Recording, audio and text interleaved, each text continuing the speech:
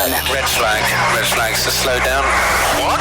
The checkered flag is waiting. I can see our Checkered Flag podcast being quite spicy. Five Live's Checkered Flag podcast. Hello and welcome to the first Checkered Flag podcast of the season, slightly earlier than planned, now that we've had time to reflect on the news that Lewis Hamilton is joining Ferrari from 2025. I'm Denny Gow. I'm joined by former F1 driver Jolyon Palmer and Andrew Benson, the BBC's chief F1 writer. So, Jolyon, what did you make of it all? I absolutely love it. I mean, I think you can't not love this news, can you, really? This is just stuff the sport's been craving for. The biggest driver switching to Ferrari for the twilight years of his career in one final throw of the dice. And let's be honest, no one thought it would happen. That's the fun bit. There was rumours last year, and I got very excited in about May or June last year, and I thought I was putting the pieces of the puzzle together, and I thought, this kind of works for Hamilton and for Ferrari. And then he signed a new deal with Mercedes, and it was all, it's not going to happen. Now it is, and I am already buzzing for this combination. Andrew? Yeah, it's the biggest news story since Hamilton went to Mercedes, basically, isn't it? It's 10 years on, 11 years on, and it's sent an absolute shockwave through Formula One. And as Jolyon says, it's made the start of the season, obviously Hamilton's not driving for Ferrari for another year, but it's made the start of the season much more interesting than it was already going to be. I think this is bigger than Hamilton to Mercedes, though, isn't it? He's now a 7-time champ. He's achieved so much with Mercedes, and he's switching to Ferrari as well. It's the team that he's been linked with for for the last 10 years that he might go there, and now he's done it. I feel like this is the biggest move he's ever made. Well, there's so many interesting things about it, Jolyon, aren't there? I mean, the first one is why? You know, it's such a blow for Mercedes. It's basically saying, I don't believe in you anymore. And then you start to think, well, why doesn't he believe in them anymore? What does it say about their position as a team? They're not trying to spin any sort of sense that they're going to be ultimately competitive this year, which is also interesting. And then you've got the fact of what it says about his relationship with them and also his belief in Ferrari and what they can achieve and why he's gone. Because ultimately, let's be honest, you can talk about the money, you can talk about the length of the contract, and I'm sure we're going to get into all of that. You can talk about the childhood dream of wanting to be at Ferrari one day. But ultimately, Hamilton is a racing driver who wants to win. So he has to have concluded that Ferrari is the best chance to win compared to Mercedes. Are you still reeling from the surprise and how quickly it all came about? Because there were rumours on the Wednesday, but at that point, again, as you said, Jolyon, you're just thinking, well, these are the same rumours that appear every year. And then it was kind of a done deal by the next morning. I've got to be honest, I switch off from Formula One quite a lot in the winter. This is the dead time, typically. You know, we spend 10, 11 months searching for stories between races, and there's so many races now as well that you spend your so much time just on full F1 mode. I was out in the French Alps enjoying a bit of winter break, and suddenly you get this news story. And I think it's the timing of it was surprising to everyone because we know that Hamilton is under contract for 24. So it didn't feel like there was going to be a big move, but he signed it so early as well, and it's announced so early for 2025. I guess they thought they were never going to keep this under wraps for very long, given the scale of the signing. But it's come so early, and people are getting a bit confused that Hamilton's signing this year for Ferrari because the story's blown up so much. But actually, he's still got 12 more months with Mercedes. It's just that it's such a big story. We're getting ahead of ourselves, really. I can't wait for 2025 with this, but this year is sort of still as normal. Well, the reason it was so surprising was because they announced the Hamilton contract with Mercedes last summer as a 2-year deal. So everyone thought he's driving for Mercedes for 2024 and 25. Now, Thursday was one of the most intense days I can ever remember as a journalist. I woke up and already things were starting to buzz about, I don't know how you can wake up and make a coffee and things are already starting to buzz about a news story, but they were. It broke in the Spanish and Italian media first on Wednesday evening as a possibility. It wasn't definitive. It was this could happen, although they'd written it pretty strong. So I started making phone calls pretty early and messaging people on Thursday. And very quickly, it was obvious that something was definitely happening. But then it developed so quickly through the day, and by mid-morning, I knew it was going to be announced later that afternoon or early evening. And then, 7 o'clock, the announcement came out from Mercedes, and Ferrari shortly after, obviously choreographed in the way that, the polite way that Formula One teams do. Even when one shafted the other, they're still prepared to say, yeah, you go first, it's okay. So an incredible few hours through that day, which I think I'll probably never forget. And obviously over the succeeding days, all sorts of extra bits of information have sort of begun to drip out, and we can get into those in a little while. So what I want to know from you is what Hamilton's thinking. Why did he make this decision, and why now? So Jolyon, as a driver, former driver, tell us what the mechanics are when you want to switch team and how it works in the paddock when we're not in the paddock. Well, all the drivers want to be in the best car possible, and that is a big part of the game. And no one is going to Red Bull at the moment because they've got Max Verstappen. He's a winning machine, and we know what he can do in that car. So you want to be in the best position to challenge Max. And Lewis has obviously been at Mercedes for a long time, but he's had a couple of barren years, no wins for 2 years, and he's obviously feeling, am I actually best at Mercedes in what will be the last years of his career? He's going to be 40 by the time he joins Ferrari. He's not got forever now to try and win another title, try and win another race. So he's obviously had a thought that maybe Ferrari, we've got new regulations coming up as well. Maybe Ferrari right now, there's been some changes at Mercedes. They're not the team that they were when he was winning the titles. Maybe Ferrari, with Fred Vasseur now at the helm, they might be galvanized to actually make another bid at this. So, he's goes back with Fred for a long time. Fred ran him in GP2, which is basically Formula 2 in 2006. And they've always had, when you win a championship in a junior formula, you have a bond with the team that you won it with. And that was Fred Vasseur in ART. So Fred actually has run both Charles Leclerc and Lewis Hamilton, the two teammates, and he's got immense respect for him. Anyone would have respect for those two guys, but also particularly Hamilton with his 7 titles. It's not going to be hard for Lewis to tout his services out. And then Ferrari, I have a lot of respect for Ferrari in actually coughing up the money, finding some big budget to lure Lewis over, because it still would have taken a lot.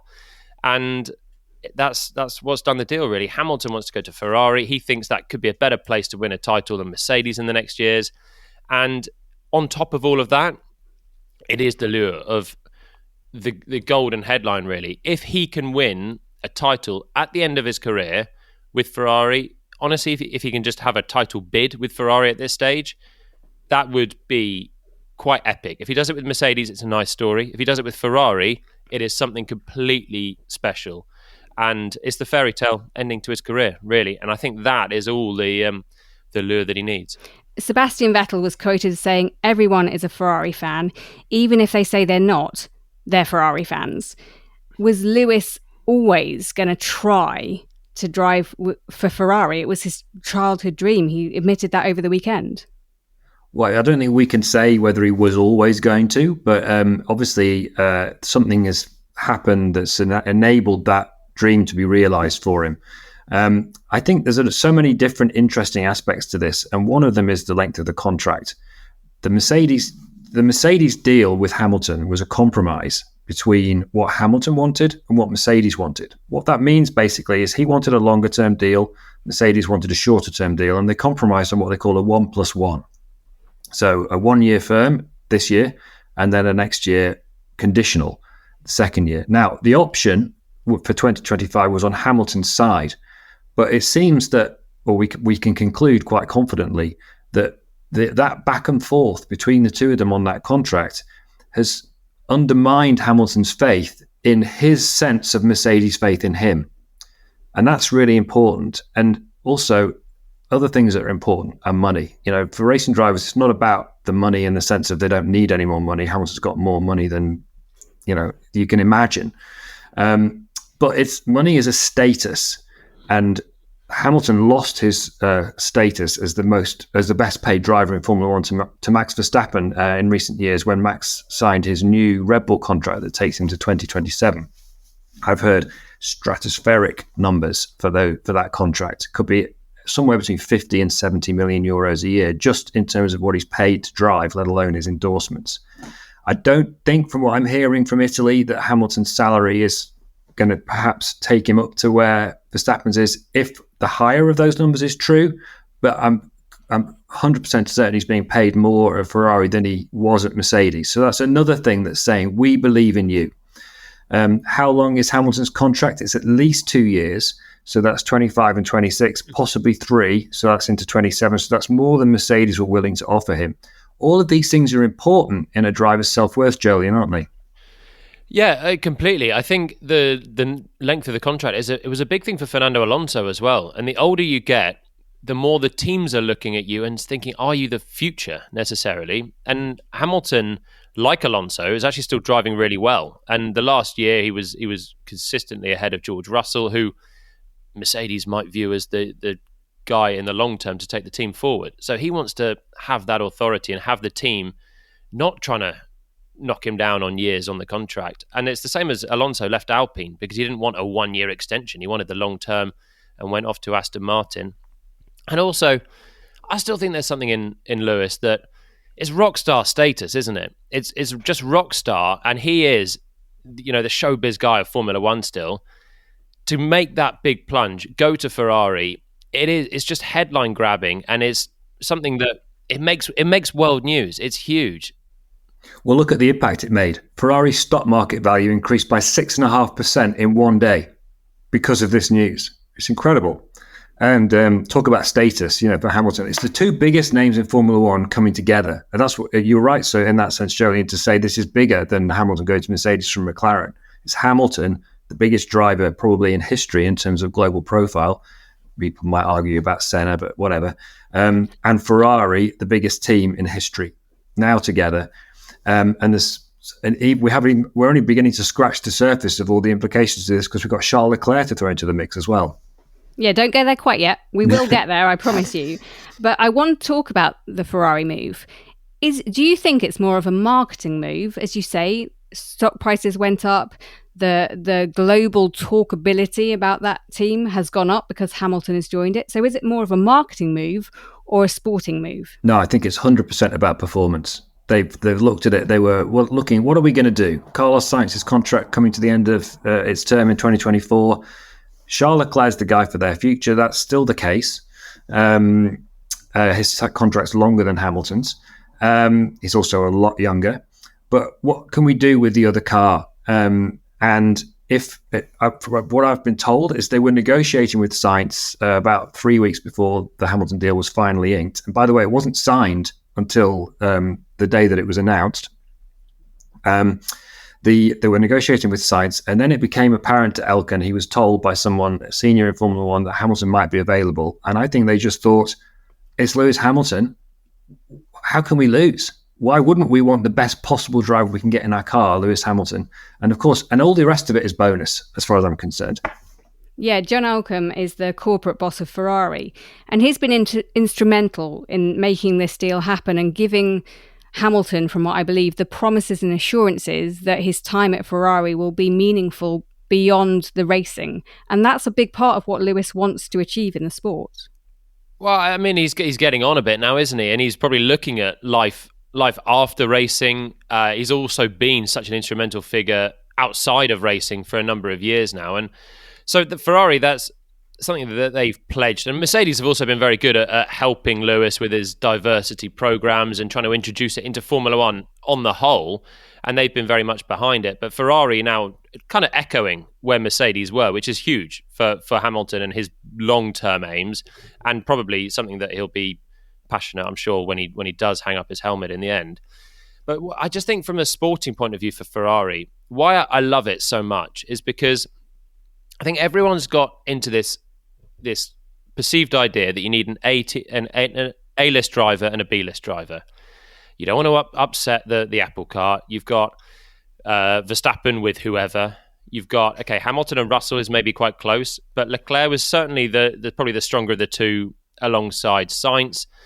And it's generally, Hamilton and Bottas. You have a compliant second driver to your A-list first driver.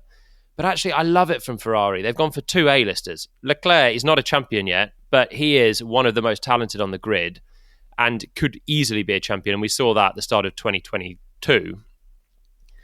And now he's up against Hamilton. So they've got two of the best drivers in the field. There is no way that these two are not going to push each other on to get closer to Red Bull. Added in, you've got the experience that Hamilton brings, all of his knowledge from Mercedes, all of that experience from 15 years, 17 years of Formula One driving to bring on as well. It's not just a raw talent, which is probably more what Leclerc is, but you've got that balanced with Hamilton's experience and know-how, and they've got different probably star traits as well. From a sporting point of view, there is no way this doesn't help Ferrari. And I love that they've not thought about this team harmony, A driver, B driver, let's match them up and play happy families. No, let's get the two best drivers we can, and it's just poised to be fantastic for them. Well, whatever happens in the other teams, this will be the best driver lineup on the grid in 2025. There's no question about that in my mind. And I think it's arguably the best driver lineup in Formula One since 2007 when Hamilton and Alonso were together at McLaren. It's that strong. And also, actually, I think, of course, there's going to be some tension. But in a way, I think you could say that the generational difference between the two of them is going to maybe ease that a little bit. Certainly on Leclerc's side, in a way, okay, he's going to want to win, but he also kind of can't lose in a way. It's Lewis Hamilton, right? And I think he'll be going in a positive mindset, thinking I can learn a lot from Hamilton, but I'm going to back myself to be as quick as him, and I think he very well could be. I think it's more daunting for Lewis. I actually think he's put himself in a risky position, and that's why I have a lot of respect for his decision as well. Because it would be easy for him to stay at Mercedes. He knows the team inside out. Okay, the team maybe can argue about the length of contract, but they do back him. He's won 6 titles with them. But going to Ferrari, where Leclerc is the golden boy, and he's so quick, Charles, that could be a really tough ask for Hamilton to match Leclerc. I think particularly in qualifying pace, he's into the lion's den up against the lion. It's really, really that difficult for him to match Leclerc. If he can do it, then that's immediately a great start for him because his race pace and he's not as error prone and all these things that you can query against Leclerc. That's where Hamilton's maturity probably will help a bit more. Do you think Vasseur is going to have his hands full though with 2 star drivers and a car which, let's face it, hasn't been able to form for quite some years? I also think they'll be okay because I think they've got the mentality, the two of them, to cope with each other. I see Leclerc as a driver that's actually very respectful of his teammate. Carlos Sainz was the only Ferrari driver to win last year. He took poles as well and fought him really hard in Monza. But Leclerc's not a very antagonistic driver, and he's very much a team harmony guy generally. And I think Lewis will be the same moving across there. I think they'll realise that this is a huge deal. It could blow up. There are Lewis and Fernando Alonso in 2007 blew up, and this is why the 2 A-list drivers can go wrong. I think they'll know that. There will be tensions. There always is with teammates, but I think they've both got the mentality to get over that and work together. And they'll know that they'll need to if Ferrari are going to win. That's the thing. They can't afford to go in and just start swinging punches at each other because Verstappen will be laughing at Red Bull.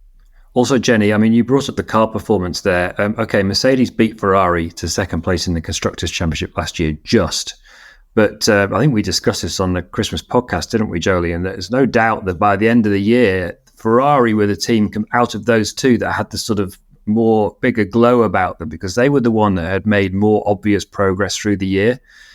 Now, we don't know that Mercedes are still going to be a bit lost this year because there were various architectural aspects to their car design which hampered their ability to make progress last year. But through last year, Ferrari definitely made a lot of progress. And let's not forget, Leclerc was on pole for 3 of the last 5 races last year. So there's some good signs there. I'm hearing positive things about progress they've made with their engine. So And obviously Hamilton's going to have all the information from where Mercedes are. His faith in their design team was obviously knocked quite significantly over the last 2 years. They didn't listen to him through 2022 when they got that car completely wrong, and they sort of basically made the same car for 2023 when he really didn't want them to. Their technical director was removed as a result. Their old technical director was brought back.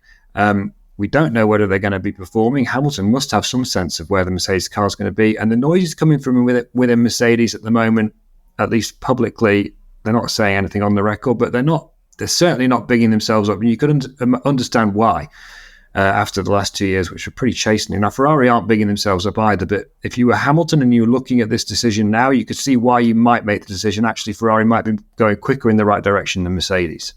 And I think the big thing that anyone watching would say about Ferrari is, the strategies have been awful for years. The pit stops and the outside of car performance things have not been right. I think they put a lot of those things to bed last year. I think their strategies were actually pretty good. Sainz won his race through Ferrari's good strategy, but also his good strategy. And they just seem to have a lot more composure in the team. They weren't in a title fight, which probably helps. But I think the pit stops were generally consistently strong again at Ferrari. The strategies were much better. And these are things that probably in previous years, you're Lewis Hamilton fighting against Ferrari, and you're thinking, these guys don't have the mentality in the team. They don't have maybe the consistency of pit crew, the strategists, the pit wall personnel to actually take the fight to a champion-winning outfit, which in the previous years would have been Mercedes. Now it's Red Bull. But last year, I think they proved Ferrari that they would be much better with a more competitive car again. And they've made a lot of changes, Andrew, haven't they, at Ferrari? They've brought in new people. It feels like the tide is turning, not only with Fred Vasseur coming in as team principal, but he's obviously made a lot of changes in and around Ferrari. Well, it's still early days to be judging them, but I think it is fair to say that he was, Vasseur came in last January. He was dealt a pretty bad hand by the team under Mattia Binotto with the 2023 car. It was vicious at the start of the year and not competitive either. And he was a sort of steadying influence, a calming hand. He's a racer. Jolyon can speak more about Fred Vasseur than I do. We both know him, but Jolyon's worked for him. And he seems to have had a positive influence on Ferrari, but obviously this year's car, which we haven't yet seen, is the first one that's been produced under his guidance, if you like. He's obviously not designing the car, but he's the one who set the targets or helped set the targets. So let's see. But it's not like Hamilton's going to a Ferrari team that are all at sea. Let's put it that way. Not by any stretch of the imagination. What do you think this means for Mercedes long term? Obviously, losing Lewis was something they didn't want to do, but by issuing him a short-term contract, it was always a possibility that they'd lose him. Have they lost faith in him? Had he lost faith in them? Well, I think he's obviously lost a bit of faith in them to leave the team. And suddenly you're Mercedes and you're looking around and you're thinking, we've lost our star driver. They probably took him for granted a bit in the last couple of seasons. And I mean, George Russell's come in, done a good job. He's been very close with Lewis overall, but the numbers will say that Lewis is still the stronger. And they're now looking around and thinking, do we build the team around Russell? This is our crunch time. Is George going to be our guy to be that A-list driver? Is he going to be our potential champion? Or do they need to bolster the team and replace Hamilton as closely as they can in a like for like? The problem is they'll look around, realise then there's not that many options to replace Lewis Hamilton. That's why Ferrari have absolutely snookered them here. And it's really interesting. I think one of the most interesting things that Toto Wolff said on Friday when he did his press conference was we might look back and think that we could have done this differently. And I don't actually know what he's referring to there because he didn't expand on that quote. But it would be easy to think that he might be thinking, as you say, Jolyon, maybe we did take him for granted because Hamilton leaving is a massive blow to Mercedes. Let's not understate that. They're losing the most successful driver of all time. the guy who, together with Mercedes, was the most successful team and driver combination of all time.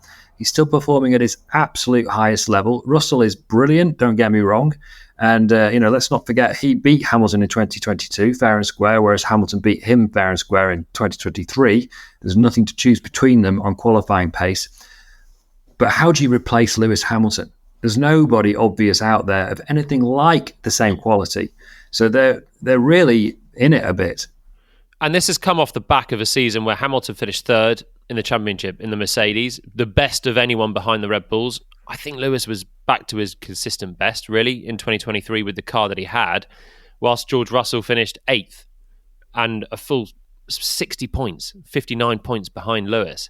And there's some reasons for that. There's a bit of bad luck and a mistake here or there that probably exaggerates that difference. But this is the year where you're starting it off. If it was this time last year, then I think you'd look at the two a little bit closer. But actually, when Lewis was back to delivering those sort of performances last year, I think that'll make Mercedes just reel a little bit more, because there was definitely a difference between Hamilton's performance and Russell's performance.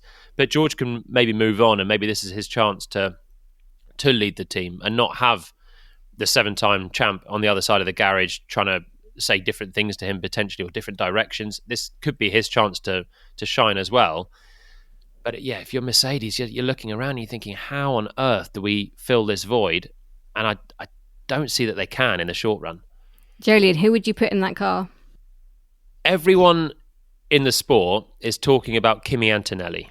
And this is a young Italian guy who I've seen very little of, because he's raced in such junior formula right now. The equivalent of a sort of Formula 4 level this Italian youngster has been in. He's won everything, though, and he won it very convincingly. He's a Mercedes-backed driver, and they rate him. They rate him highly enough that they're going to jump through Formula 3 and go straight into Formula 2 with him this year in a title-winning team. And he could be potentially the next Hamilton, the next Leclerc, the next star to come out of the junior series. So I think they've got to look at that and think, if they're going to get then their next huge signing, then they need to pin their hopes on him doing well. But he might not. Formula 2 is a difficult series, and he might not. If he wins it this year, it'll be remarkable. He might take 2 or 3 years to really show his true pace in this, because it's a big step up. So you're thinking, who's going to fill in the gap, which surely someone will have to. And I think for Mercedes, it's a big shame that Lando Norris has just signed a new long-term deal at McLaren, because he'd be the obvious signing. I think. Can he get out of that deal, Jolien? That's the question. I'm sure if you're Mercedes, you're looking pretty carefully now at trying to take Lando out of that deal, because he's probably the only other driver out there at the moment that fits the bill of potential champion. I'm sure Fernando Alonso will be on your mind here, Andrew, as a short-term seat holder. No, that's not what Fernando does. He doesn't do seat holding for anyone, does he? He'd be on my mind, but he's definitely not going to be on Mercedes' mind. No chance. Too much history there. Who will be on Mercedes' mind then? I honestly don't know. I mean, it depends what they want, doesn't it? There's a whole load of drivers who would do a very good job, and the obvious, if you want a holding driver, the obvious driver is the guy who Hamilton's replacing, I suppose, in a way, Carlos Sainz. He's a really, really accomplished Formula 1 driver. He's not got a drive for 2025. He's not quite, A-list level, Verstappen, Hamilton, Leclerc, as he's proved over the last 2 or 3 years at Ferrari. But he's really close to that level. So it will, if no one else is available, and this is the problem that Mercedes have got, all the ones you'd want to sign are under contract, or so it seems. And I can't believe, by the way, that Norris isn't under contract, because his contract with McLaren already ran to the end of 2025 before they extended it. So if he's got an option in his new deal, it's not going to be early enough for Mercedes. So they'd have to buy him, and that would require McLaren to want to sell him and for Norris to want to go. And I don't see that happening. So, and the other guy you'd want is Leclerc. Well, they can't have him because he's under contract. The other guy you'd want is Verstappen. They can't have him. He's under contract. And after that, you're looking into the A- drivers, and Sainz is right at the top of that list. Are they going to go for Sergio Perez, who may well lose his Red Bull drive this year? You wouldn't have thought so. Why would you? Alex Albon, maybe from Williams. He might be an interesting shout for them. But none of these people go wow at you. So it's a really tough call. I mean, just to go back, Alonso is the obvious guy, but there's too much history there with Spygate and the $100 million fine at the end of 2007, which Mercedes still blame Alonso for. And okay, it's now a new chief executive in charge of Mercedes, but I think on a corporate level, I can't see them overlooking that. And I think those other guys that you mentioned, your Sainz or your Albons, both really good drivers. They've shown it now over a long enough time. If they were going in alongside Hamilton, you'd say that would be a really good pairing. But I think alongside Russell, who's not yet a champion, who's not yet fought for a championship, and neither have Sainz or Albon, for a team that wants to be champions again, it feels a little bit underwhelming, considering where they've been at for now over a decade. And that's where potential Alonso wouldn't be outrageous in that position, but also that's where they've got to be looking at a Norris level if they possibly could. Oscar Piastri could yet be a star, and he's got a McLaren contract as well, but maybe he's buyoutable if he has another good year. And then this Kimi Antonelli coming through, could he be the wow signing and take Formula One by storm, which some of those other guys you mentioned have done? The problem with Antonelli, Julian, I think, and you were kind of alluding to this indirectly in what you were saying about him, is it feels like it's too early for him. He's 17, right? Now, I know that Verstappen came into Formula One at 17, but that does, he was like almost once in a lifetime, never mind once in a generation, talent to come in at that level. Antonelli's so inexperienced. It would be, it's obviously not impossible because Raikkonen went straight from Formula Renault to Formula One back in the day. Alonso came into Formula One having done very little junior category stuff. He did 1 year in Formula 3000, which is Formula One and Formula 2, and a not very good team. Well, look at Hamilton. Yeah, it does happen, but they were a bit more careful with Hamilton in making his graduation steadier. Although it was then, as you say, Julian, very unusual to put him straight into a top team, but he had the build up to that, which was a bit more solid than Antonelli. So maybe this Antonelli kid is going to be, as you say, the next megastar, but we don't know yet. And I think if he unless he hits the ground running and absolutely blows everyone away in Formula 2, that would be a really hard call to then stick him straight into Formula 1 after that. And Toto Wolff has been very careful about saying, don't hype him up too much. We don't want the pressure on Antonelli's shoulders. He's not yet 18, and I think in the perfect world, Lewis would have stayed at Mercedes until Antonelli was ready to progress to F1. Toto's hand is being forced here into a position he didn't want and didn't expect. Well, that's why Lewis didn't want to stay at Mercedes as a seat warmer. And then, it comes full circle. That's why, you could see the writing on the wall where the next big star is going to come from.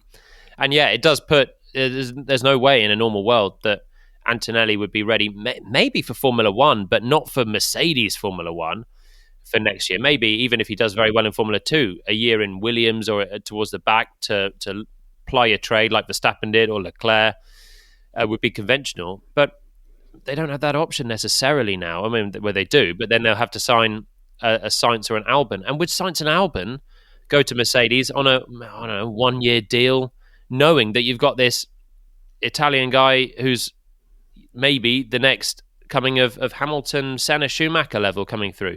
It's not a very appealing prospect then for those guys, is it?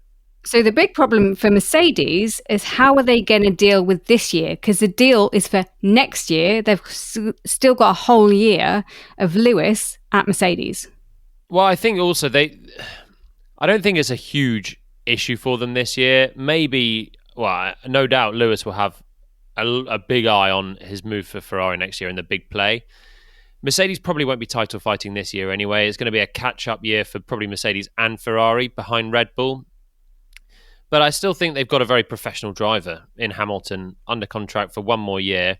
And this is probably where the goodwill that Toto has got with Lewis and all that group of engineers at Brackley as well, they've done so much together that I think there must be so much goodwill still between Hamilton and Mercedes that they can do a professional job and still work well together. Try and win a race, which is still going to be a target for Hamilton. And that would be big for Mercedes, having not won last year.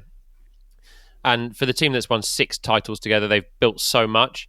I think it would be a shame for that relationship to end on a sour note. And I don't think it will, because I think the professionalism of both parties will see that they work hard and they work well to the end. Well, Lewis on Insta said over the weekend that he's more driven than ever, fitter than ever, and more focused than ever. And I want to help Mercedes win once more. I'm 100% committed to the job I need to do and determined to end my partnership with the team on a high. Andrew, do you agree with Jolyon? There's nothing to see here?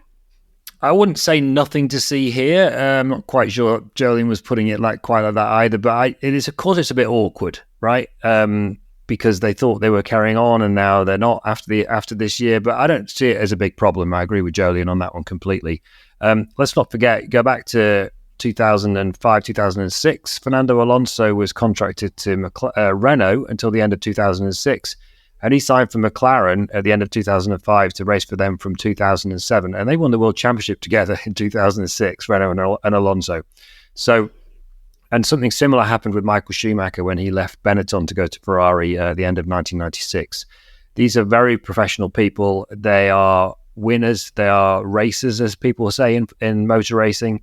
And there'll be regret. There'll be some slight awkwardness there as the season goes on. There'll be some firewalls put up around Hamilton in terms of technical developments and so on. But on a day-to-day basis, I think they'll be absolutely fine. Right, 2 final questions for you both. One of them is very short, one of them might be a little bit longer. But what do you think this means for F1 in general? Because there are people in the playground who are speaking to me about F1 who I didn't know had any interest in the sport at all. So from my point of view, it's massive. It is enormous. That's the story on Thursday was the biggest story across BBC Sport and BBC News, I believe. I'd have to check on the news thing, but certainly across BBC Sport, the numbers on it were through the roof. It's a huge deal for Formula One, and Formula One's in a kind of slightly awkward position right now in the sense that its global appeal is bigger than it's ever been, but it's in a very difficult spot because Red Bull have just had the most dominant season in history, and no one is predicting that they are not going to be the main contenders for this year. So there's a bit of a concern about, another Red Bull domination year, even if it's not quite as bad as last year for everybody else. So this is it's immediate shot in the arm that exactly what Formula One needed to just, even if that happens, there's at least something else for people to look at for the future. Yeah, I was getting a little bit downbeat when Norris signs a new long-term deal at McLaren. Leclerc signs a new long-term deal at Ferrari. You're thinking, no, come on, guys, someone just stir the pot here. And if you want someone to stir the pot, then the guy did it in the biggest way possible. So I think it is huge for Formula One. I think people might be a bit disappointed when they tune into Bahrain this year and Hamilton's still at Mercedes and they've got the year wrong. We've got to wait 12 months for it. But next year already, I'm just so excited to see this unfold. We could have 2025. Well, we will have a new team at Ferrari. We will have a new team at Mercedes. We probably will have a new team at Red Bull, depending on what Perez does this year coming as well. Old regs, but it's something really exciting to look forward to. Final question. Do you think Lewis Hamilton will win an 8th World Championship title? I think no, honestly. I think he's got such a tough test at Ferrari. But if he does it, it will be folklore. It will be not even just Formula One legend. It will be proper sporting legend if he does it at Ferrari. And honestly, I'd quite like to see it. I mean, it would be something phenomenal for the sport. I've got nothing to add. On that note, we'll finish up, I think. Thank you so much for joining us. Thank you to Andrew, Jolyon. The F1 Chequered Flag podcast will be back ahead of the Bahrain Grand Prix, previewing the season, where, of course, 5 Live will have live commentary of every session of 2024. We'll speak to you on Bahrain. This has been an IMG production for BBC Radio 5 Live.